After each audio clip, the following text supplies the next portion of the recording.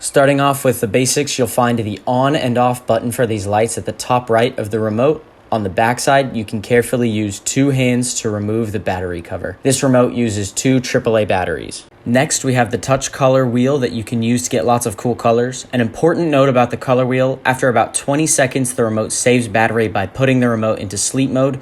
You can press any button to wake the remote up.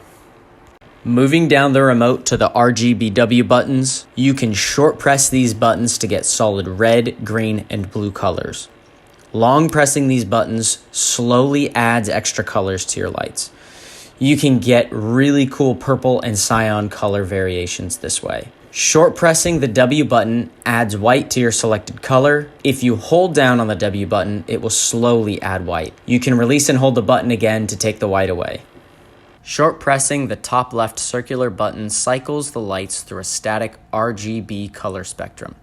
There are 24 variations of colors in this mode. Long pressing this button continuously adjusts the color.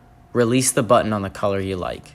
Short pressing the top middle 3-ring button initiates the dynamic color changing modes.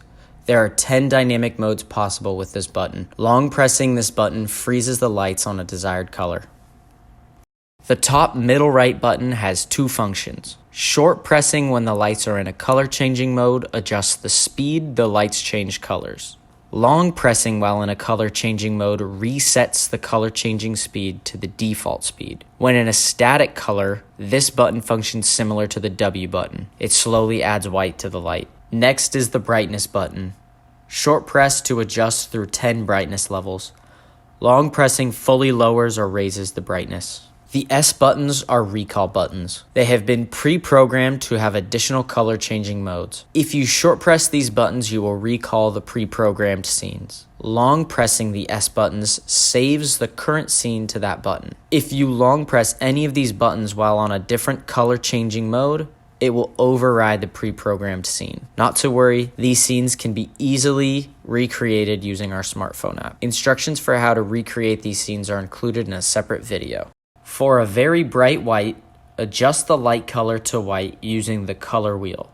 Then short press the W button. If your lights are unresponsive to the remote, you can reconnect the remote by tapping the match set button on the color controller and then immediately short pressing the power button on the remote. The PCX V1 color controller run light will flash a few times when the match is successful.